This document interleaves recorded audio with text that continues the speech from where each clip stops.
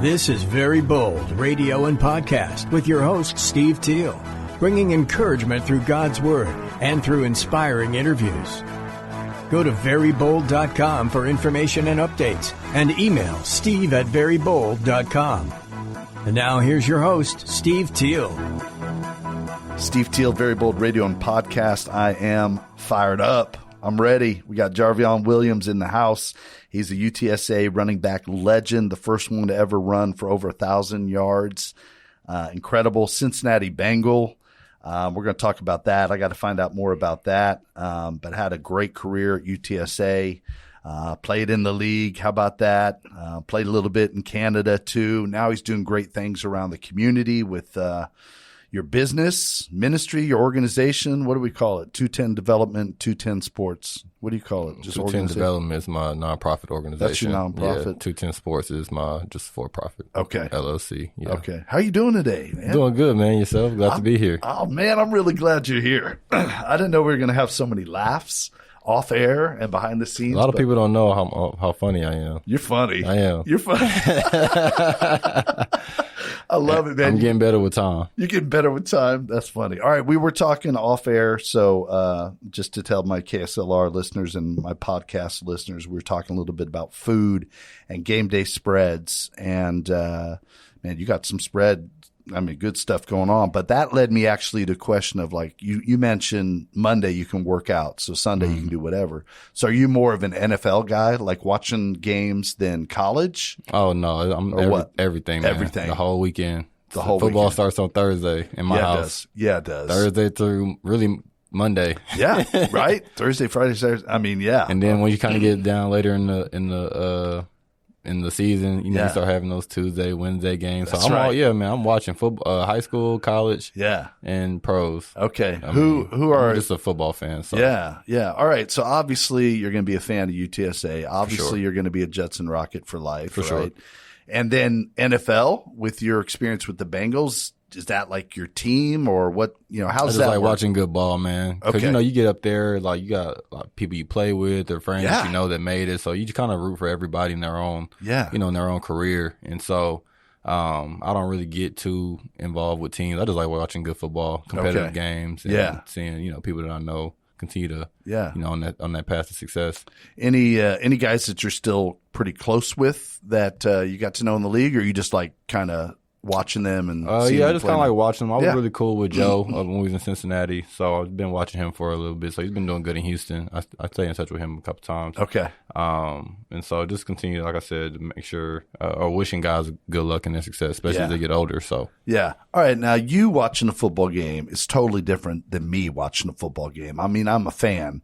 You played in the NFL. Mm-hmm. I mean, what is it like for you when you're watching? Are you dissecting? Are you like, do you look at running backs? Here's how I compare it. Like when I go to a church and I hear a preacher, like it's hard for me to find a preacher I really love. Breaking down the sermon. Yeah. So it's, I'm not just sitting back enjoying it. I think for the most part, I just enjoy the game. I don't get too deep into it. And if it's like a good run, if I say, oh man, he made the wrong read, something like that, I naturally might say something like that, like watching a replay or something. But for the most part, I'm just kind of watching it for enjoyment. Watching it, like I said, hopefully it's in a social setting. So I'm talking to other people, things like that. So I'm not getting too deep in. I want to enjoy the game. Okay. But I've spent, countless hours, right, critiquing the game and sitting in film sessions and stuff like that. So when I watch the game, I want to eat my wings. Yeah, there you go. And just watch the football. There you go. Where's the best wings? Since maybe I'll have to try them. Maybe I have to give it a shot. Wild Wing Station. Wild Wing Station is really good, man. Did you mention that? Wild Wing Station? Where's that? There's one in Alamo Heights. There's one off of Wild Wing Station. It's pretty good, man. Wild Wing Station, Wayne's Wings, of course. Traditional wing stop. Wing Daddies isn't bad. Okay. You know all the places. I'm not really a Buffalo Wild Wings guy. Okay. All right. But, they're all right, I guess. You have an option to go to. I'm trying to think of somebody else. I think those are my main hitters. Okay. Wild Wing Station's pretty good. Okay. All right. I will make a note of that. I'll try that one, but I'd rather go to Chester's just so we know. Me too. Yeah. Okay. All right. All right. Let's go. Let's do it. All right. Hey, I want to run down some of your career accomplishments. And again, we're going to talk about 210 development, but we want to hear some of the stories This is what I've got. It's what you can trust on Wikipedia. Can you trust it? Can you trust AI? Sometimes AI is good. It's the internet, man. It's the internet. So we'll see. I got you as also, your bio just on your website, 210development.org. Mm-hmm. Yeah. Okay. All right. First team all conference USA 2016. That was your senior year. Mm-hmm. You ran for over 900 yards that year, I believe, if that's to be believed. Team captain 2015 and 2016. Mm-hmm. Hey, as a junior, man, that says something. You're a leader. Man. I was it was a different time. That was when those are the dark ages, man. It was tough, man. So yeah, we had some. we were young. We had a lot of different guys coming in and out, and so I had been there since my freshman year, and so. And I played early. I was one of the guys that got to play early, so it was. Yeah, you did. We were still under Coach Coker. Oh my gosh, my junior year, is that a fact? Yeah, man. Wow. I only played under Frank for 1 year. Okay. So those other 3 years was under Coach Coker, which was like I said, I was able to just kind of grow up in that system, kind of knew it, and so when we obviously going into a senior year, I was already established as a leader, right? And, on the team, so it was pretty cool, right? Man, so, you are a big part of the foundation of building UTSA, I would say. Some may say that. Some may say that. No, it was, it wasn't just me, man. It was a lot of us, especially like those San Antonio-based guys, San Antonio area-based guys, Hill Country guys. A lot of that rests on our shoulders for sure. When they came to recruit you, were you looking at other schools outside of San Antonio, or – was UTSA? It was just a little different, man, because I had just made the transition to running back. So I used to play strong. You did. Yeah, I used to play strong safety, man. And so I basically had to restart my whole recruiting process, which was interesting. And most people don't do that going into their senior year, right? Seriously, and so, especially today's day, we got the portal, you got these extra things going on. Different. But back then, it wasn't as bad. So, and I just like playing running back. So I took a step on faith, man. I wanted to go to school for a running back. I didn't want to go play defense. So, when UTSA started recruiting me, this was after like our 4th or 5th game. We had just played East Central. So you'd only been running back for like 4 or 5 games. That's crazy. Yeah. So it was, but I told myself, like, every game was like an opportunity to go out and turn heads. So I just had to, make my presence be known and felt. And so, I think I got my offer. I got my UTSA offer right after like the 4th or 5th game of the season. That's sure. wild. Mm-hmm. Wow. Okay. All right. Talk to me. I'm just fascinated. You were strong safety. We got Munson very excited because he played safety at Madison a few years before you. But he was good. He was all city and all that stuff. I got to give him some props here. But talk about, so how did you wind up being a strong safety? Was it something you always wanted to be on the offensive side, but they just needed you on defense, or they had other running backs? And at that time Jetson was just like a running back factory. A lot of running backs, and so a lot of kids, and so I know getting on the field early was like a big priority for me. So as a sophomore, I was able to make that transition to safety. Okay. And so I played safety sophomore year, junior year, and then that senior year is when I made the transition. Okay. And how so you were under Rackley? Yeah, I was under Jim Rackley those first 3 years. Kind of similar to UTSA, man. It's really a kind of a similar story. Those first 3 years, I was under the primary coach. I was under Rackley, I was under Coker. And then that last year, I was under Mark Smith. And then that last year in UTSA, I was under Frank Wilson. So literally like the same thing. Yeah. Well, that can be really different because you got a new coach coming in. Sometimes in the high school level, they're like looking at the younger kids, so they're not as concerned about the seniors. They're like, we're not going to win them over anyway. No, for sure. That's definitely a thing. And then, like you said, it's just you spent 3 years like growing up with these other coaches, building relationships, and then you get, new coaches in. It's just, like you said, it's just hard. Not everyone's going to gravitate and make good connections. Right. Some people it's going to take longer than others. If you're older, you don't really have the time. You're right to develop a real connection. But, Coach Smith and that staff, they were amazing, man. Really? They were awesome. Okay. And I'm still, cool with a lot of those guys today, especially Coach Smith. Like Coach Smith is one of the guys that I mean, he checks on me constantly. Oh, that's awesome. Wow. While I was still playing, even post-career. Yeah. So Mark Smith's a great dude. Okay. Yeah. So how was it like that you got on the offensive side of the ball with Mark Smith? I mean, like, how's that work your senior year? Well, I really play both sides. So I still play strong safety, but I play running back as well. And then about like halfway through the season, he just wanted me to focus on being a running back. Okay. Said we needed more touchdowns than interceptions. So whatever. I'll go Man, do it. You were playing both ways, like at Judson for a while. Like, that's crazy. Like, Judson, they got so many players. They don't usually need guys playing both ways, man. Hey, man, I was just trying to win games. Yeah. I was trying to win games and do what my team needed. And so, it was interesting being at Judson and, playing both ways. Like you said, most people don't do that. No. But that's the thing, with Coach Smith, he brought in just like a new perception, new mind, right? It wasn't the same. Yeah. It wasn't the same traditional Judson that, a lot of people know and grew up around. And so that was kind of the start of the change over there. Okay. All right. I got you. 1,500 yards, 187 carries. That's 8.1 yards a carry. Dang. That's crazy. I guess so. It's been a while since I've heard these Yeah. I know it's been a little while, but that's amazing. All right, let's talk a little bit about UTSA. I did get to watch some game film just on YouTube and stuff. One of the games that stood out, I know I saw maybe a game against Middle Tennessee, a lot of yards, a lot of touchdowns. And I noticed, these quick cuts, but then you also would just knock some kids over too. You didn't mind that, huh? It didn't look like it's part of the game. It's part of it. Game, yeah. Man. It's either you or me. Yeah. Oklahoma State. I got to see some highlights there. That was impressive. I mean, Oklahoma State, they are no joke. I think according to ESPN, maybe you had 17 carries, 90 yards. So would that have been your junior year, you think, 2015? It was like September 2015? Yeah, okay. That was junior year. Man, 17 carries, 90 yards.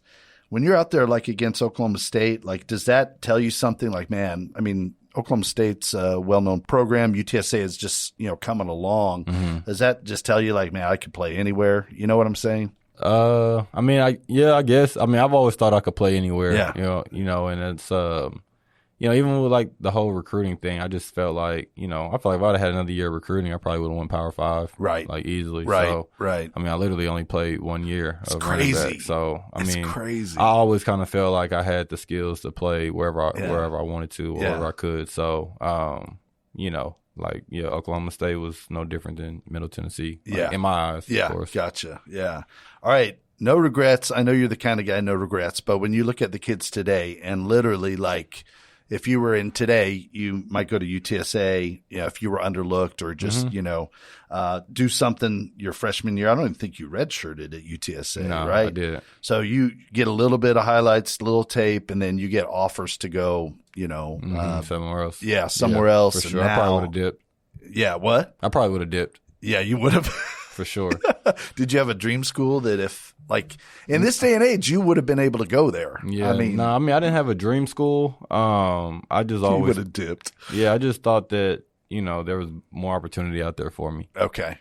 And so, but, during that time, you had to transfer, you had to sit down for a year. Right. I never wanted to do that. But if you're in today's age with the portal and stuff, yeah, for sure. It's different. I would have left. It's different. So, and you would have been making money to leave too. For sure. Yeah. I would have been making money when I first started too. That's right. That's right, man. It's really changed a lot. All right. And 2016, new staff, probably new offense. I don't remember with UTSA, but you still got over 900 yards and first team Conference USA. So talk to me about at that point, the NFL. I mean, you wind up with the Bengals. You signed as a free agent, but was there some expectations you might get drafted or? Not really. I had a low, kind of underlooked. I had a low draft grade, free agent grade. So I kind of went in knowing it's a long shot. So how's that grade stuff work? What do you mean, man? Your tape. Yeah. Didn't they see the tape? They saw the tape. It's it's a discretionary, right? Yeah. And so, if they like you, they like you. If they don't, they don't. And I mean, they got scout departments and all that type of stuff for these evaluations. So, But it's only so many players. Everybody's playing. Everybody has some good tape. Everybody has a quote unquote highlight tape, right? Yeah. It's all good plays. But I mean, just how is a team going to feel like you fit in their system, and are they willing to invest in you long term? That's kind of, the mindset those teams have for, the players as they evaluate them. So it's a little different, but, I knew, like I said, I knew I was a good running back. So I wasn't surprised that I was still getting looked at. I knew I could run.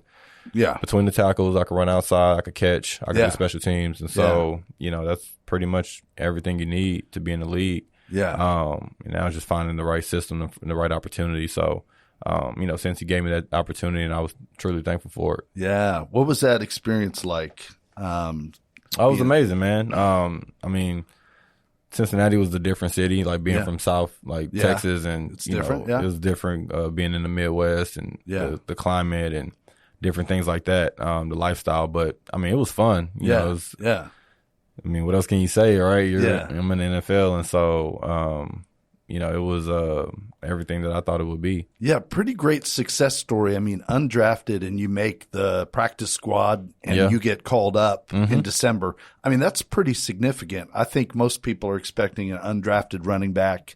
He's going to be in there for preseason camp, and everything for camp. So, I mean, man. I mean, hey, it's just opportunity, man.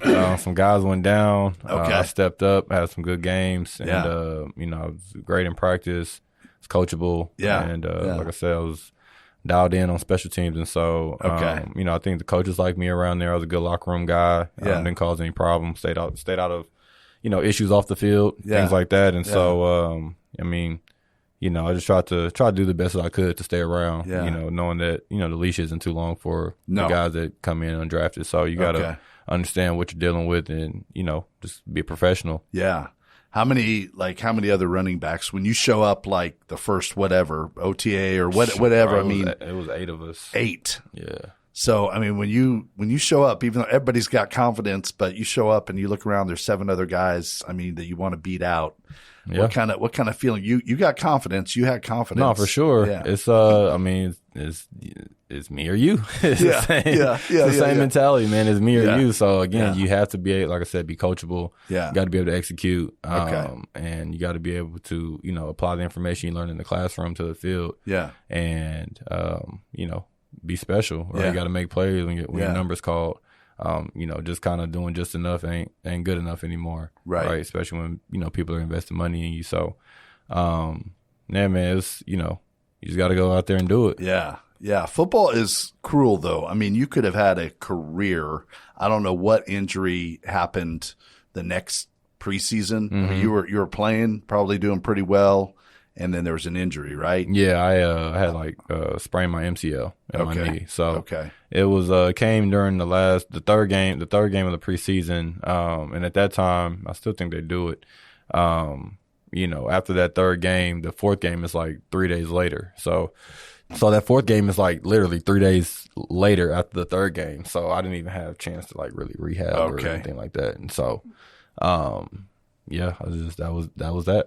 Okay. Yeah. I mean, that's where it's cruel. And so what happens in the NFL? I mean, you get injured. There's something that comes up when I'm doing my research, like an injury settlement or something. What is that? Yeah, you can get an injury settlement, which I got from Cincy. He gave me an injury settlement. And they basically just pay you for the amount of games that you would have been hurt for. And then they release you. That way they can go sign someone and bring somebody on. So that's what happened in my case. So once that happened, I came back to San Antonio, rehabbed, and then I ended up getting a call to go to Montreal in October, November. Okay, yeah. How was it playing up north?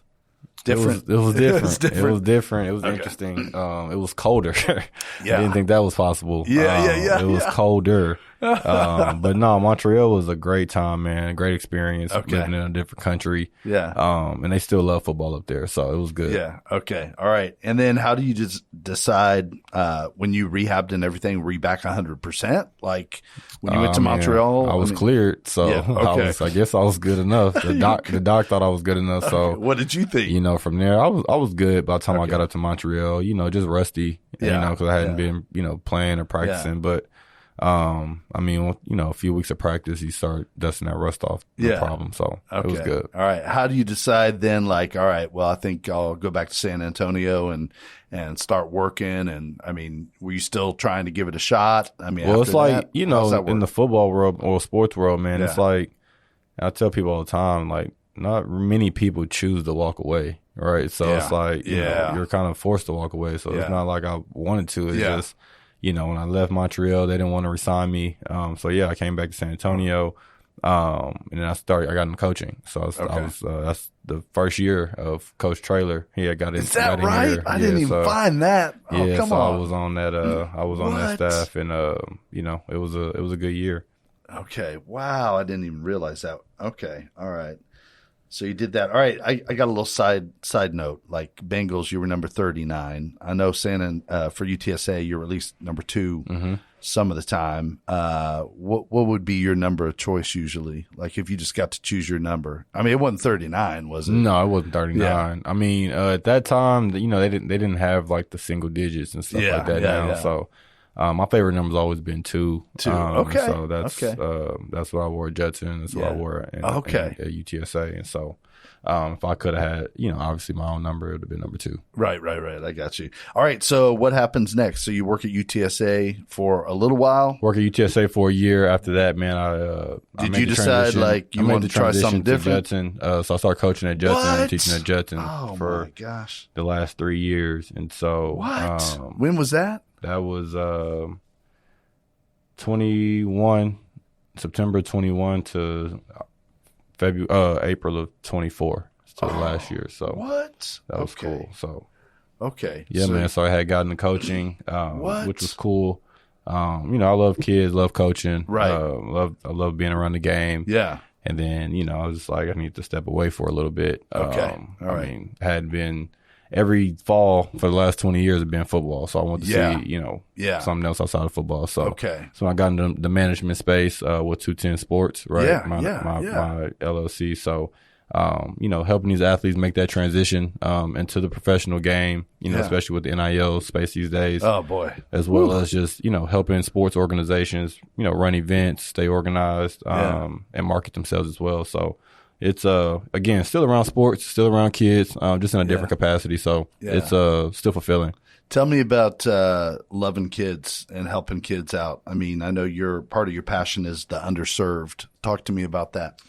Yeah, man. Just being a product of those communities and witnessing the support not being there, the resources not being there. It just makes you want to have a change and an impact. And so I would like to say that I was fortunate enough in my career. And so whatever I can do to help the next kid and to help the next community and provide impact, I'm going to do it. Yeah. So what does that look like? I mean, can you give us some specifics of what that looks like when you're putting on these events or you're mentoring? I mean, what's that look like, Jarveon? Yeah, man, just, being, like I said, being a vessel for those kids, right? Giving them camps and opportunities to go to, giving them, clinics to go to. Yeah. Not even just sports. Or I know we just had a financial literacy class ran by Frost Bank in springtime, I think in like March or April. So, giving them different tools that not only they can use in sports, but also in life. Again, it's another thing for athletes you grow up in the sport, but you don't accumulate any skills that you can utilize outside of sports. Right. And so, you run into trouble, right? You hear all these athletes that go broke. Right. Right. They mismanage their money. Yeah. They have the wrong crowd around them. And so, a lot of that has to do with the development of that student athlete or of that kid. And so, making sure that they're grounded, like you said, giving them good resources, mentoring them, making sure they're staying on the right path. Yeah. Having a direct impact on the decisions that they make. And, like I said, it's been fun, man. It's just funny to see yourself like come full circle, right? You're the young kid. Now you're like the old kid, the OG. And so I just like passing on knowledge, man, and helping kids out along the path. Yeah. Well, that's good. Well, I got to see you at Brandon Kroom's Special Ops Athletic Development event. You were the keynote speaker, and you did a great job. Really enjoyed it. You could just see your heart and your passion right there. It was also fun because they had some, games just for kind of not icebreakers, but and you were competitive, man. Always, man. Always competitive. Yeah. Man. So. We can play Uno, we could play checkers, chess, it don't matter. It doesn't matter. Yeah. What's your best card game or board game. It doesn't matter. Yeah, I play everything. You're going to win? Yeah. You're going to win. I'm going to try. I'm going to try. I love it. Well, talk to me about, obviously, you do talk about athletes that aren't prepared for life after sports because that's all they did. Mm-hmm. But you are different. I mean, that is not you. That is not your case. No, so, I mean, I was the same way, man. I wasn't like, I guess by the book or if you look on paper, I wasn't prepared for life after sports. Okay. I knew that my time was coming to an end. Yeah. And, I was just trying to, again, have some type of impact on the community I was going to serve or, the kids I was going to serve, right? Yeah. And so I knew coaching would allow me to do that. Training and coaching they go hand in hand. And so being able to make that transition was, it was difficult at first. Okay.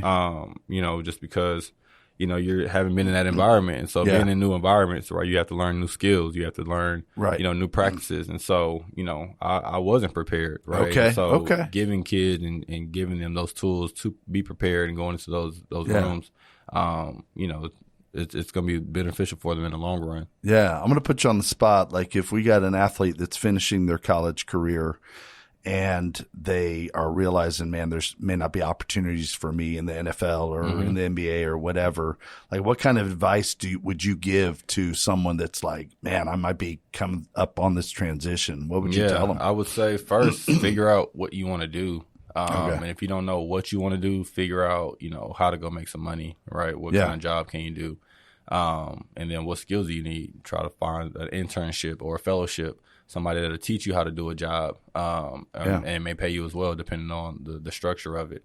I would tell them to, open up their Rolodex. Who do you know? What people have you had come in contact? Yeah, who's your coaches that you've come in contact with? Yeah. What are they doing now? Yeah. Your mentors, your teachers, whoever that you've had along your journey, what are they doing now that they can maybe help you, refer you, things like that. So connecting with your network and opening your Rolodex. And then, also just, like I said, doing some skill development, right? Going to clinics, going to workshops. I mean, people have free workshops all the time, man. Okay. And so just being able, a lot of people don't know where to find them, where the information is. And so just, again, finding those resources and being able to utilize them, I would tell them start there first. Yeah. And, things from there kind of progress All naturally. right. That's good. That's good. All right. Talk to me about your faith. We said off air, we're all a work in progress, but talk to me about what your faith, how it's helped you along the way. Yeah, man. Just being able to, again, came from a single parent household.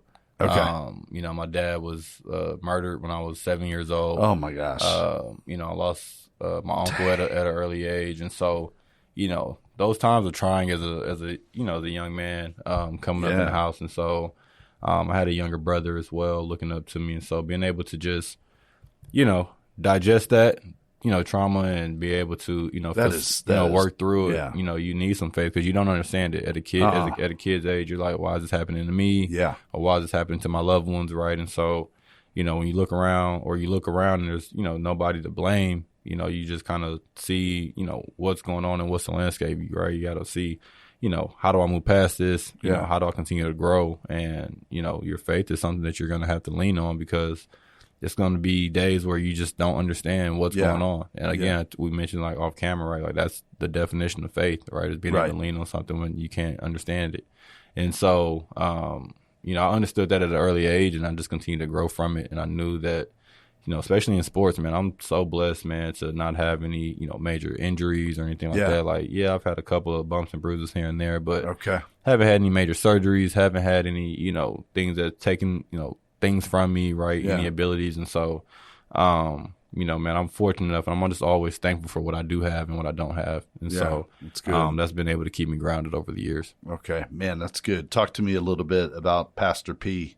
You part of Agape for a long time? Man, I told you, Agape, I forgot the actual year it opened, but we've been there back when they were, still renting out other buildings to do the church in, way before they got their own building. They got that nice building now. They're doing the thing. They're doing their thing now. But, again, it's just a testament to Pastor P, the congregation, and just having good, supporters, right? And people that, believe in the vision, the big picture. And so, again, Pastor P is someone else who's been along the way, since, middle school, high school, right? I've known Pastor P all my life. And so, like I said, I'm going on 30 now, or I am 30. So it's looking back, you realize like those relationships that you have, extremely foundational. So, back when he was at Maranatha, me and Pastor P were still connected. Oh, so, I didn't remember that. Okay. Yeah, that's where that relationship started. It started at Maranatha before Agape. Oh, and then, Agape,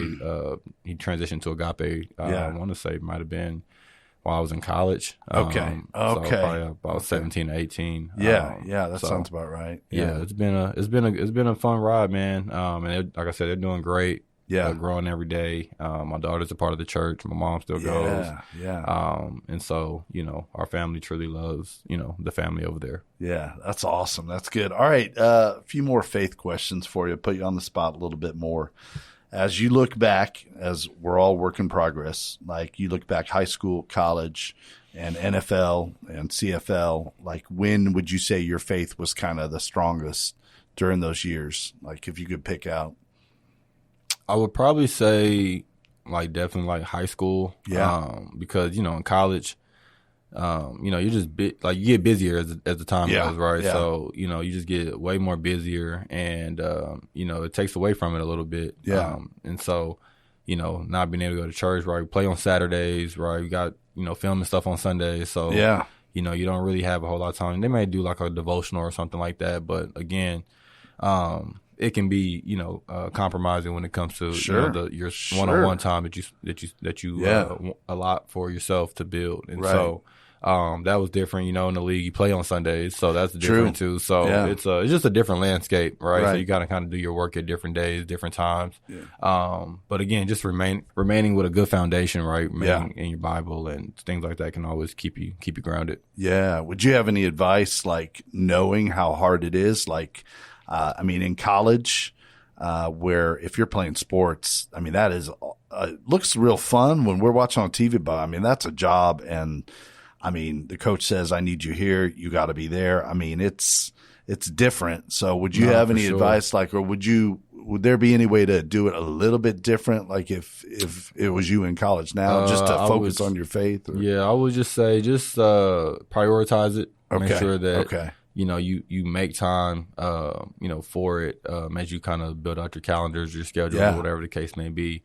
Like I said, looking back, even, now, like I said, in college, your sport, your school, at the time I was a father. So it was, I just had a lot going on. And so, making time to prioritize, there is time, don't get me wrong, there is time that you can utilize. And so, just making it a priority and, staying diligent in that effort. Right. Talk to us about being a dad, man. Do you have good Father's Day? Yeah, you man, love it? I love being a dad, man. You're a young father. You don't really know what's coming next. But now you look back on it, you're like, man, it's been a fun ride. And so, I got a beautiful, beautiful daughter who keeps me on my toes. As you may know, I know you have a daughter. I got two daughters. So so, 2 daughters, a son. It doesn't matter. They all keep you on your toes. Exactly, man. So, but no, that's my princess. I love her. Oh man, is she like you in personality? Like, do you see some of her in you at all? She competitive? She's not really like me in personality. Okay. She looks like me. She looks like you? Okay. She's not really like me in personality. She's kind of like my mom, actually. She's just, she's kind of mean a little bit. Oh, stop it. But she's, what do you mean? Yeah, she's mean. My mom was mean, man. Your mom was mean? What's the story? Let's hear that. And granted, she wasn't mean. She was just like structured, right? Okay. She was just super structured. And she didn't let me falter from that line. Yeah. So, she was forced to be a single mom. Yeah, exactly. Yeah. So, as a kid, you look at it like, oh, I can't go do this. I can't go do that. My friends are doing this. My friends are doing that. And when you get older, you in the big picture, right? You become a parent. You sit in that driver's seat, and you're like, okay, now this makes sense. Yeah, right? I understand. Yeah. What the thought process was behind that decision. Yeah. And so, but no, it's fun, man. She's a light and a joy. Yeah. And always good to have her around. What's the hardest thing about being a dad? Would you say? The hardest thing about being a dad, I know I threw you a tough one, man. I did. I want to see just time, being able to make everything. From games to recitals to whatever she's doing. Just making sure that I can, make sure my schedule's aligned with hers. Yeah. But other than that, man, I would say, just spending time is always a good thing. And so whenever I'm not able to spend time, it's hard. Like when I was in the league and stuff like that, that was hard. Right. Yeah. Just kind of being away from her. She was still down here in San Antonio. So even if they do come up, a weekend here, a weekend there, it's not the same. It's like, have that access to them every day. So. Right. Okay. Shifting just a little bit different advice. I mean, let's say you got when did you know you wanted to like play college ball and NFL and stuff? I mean, pretty young or?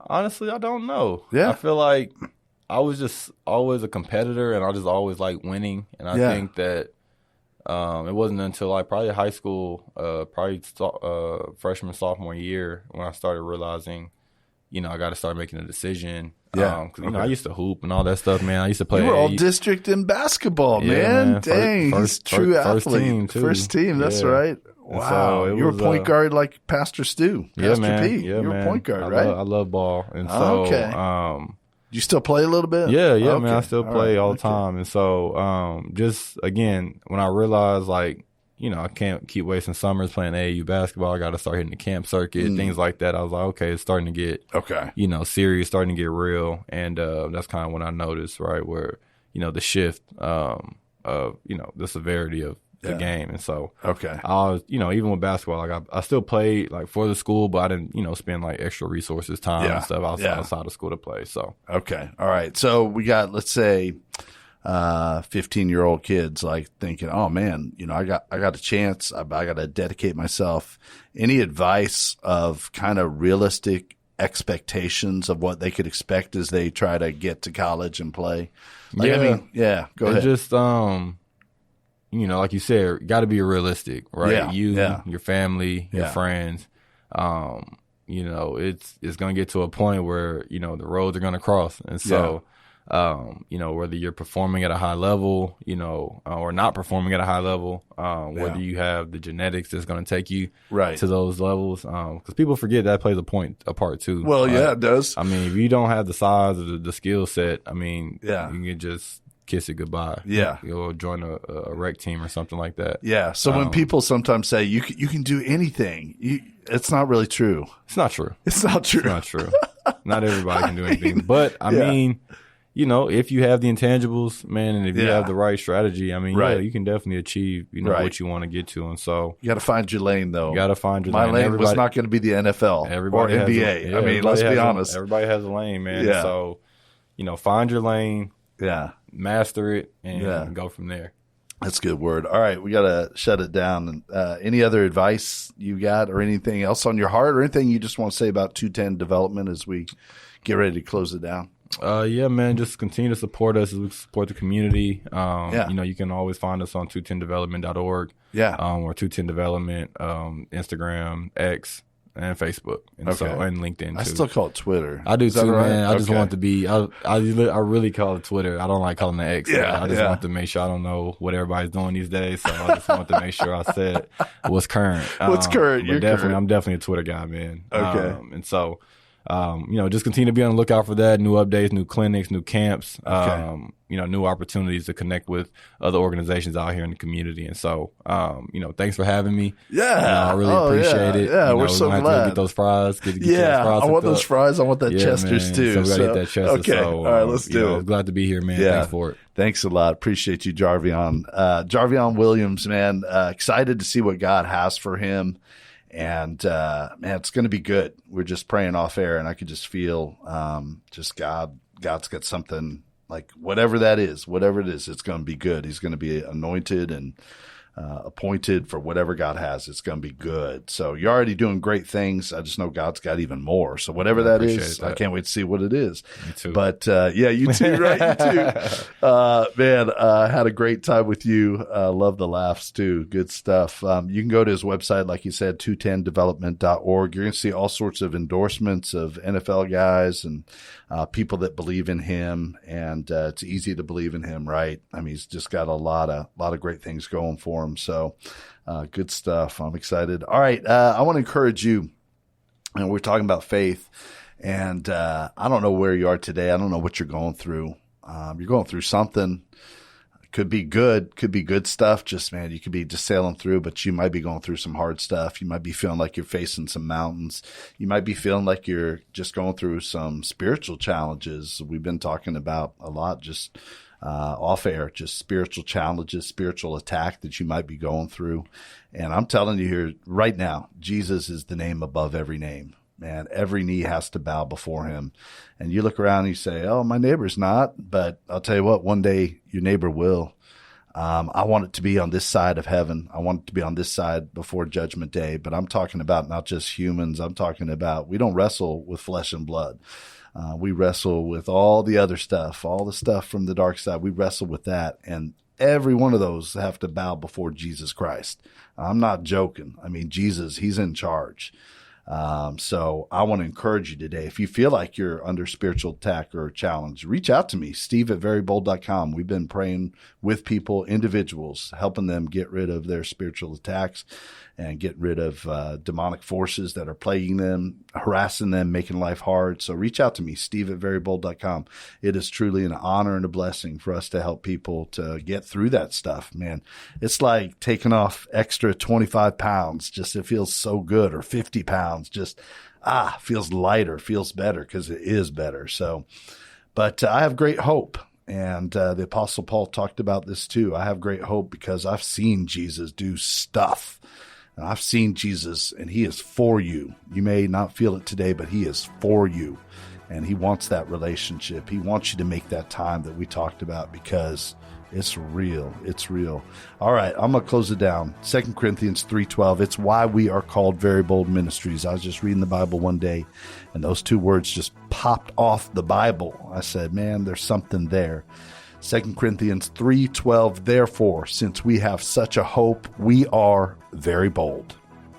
Very Bold Radio and Podcast with your host, Steve Teel, bringing encouragement through God's Word and through inspiring interviews. Go to verybold.com for information and updates, and email steve@verybold.com.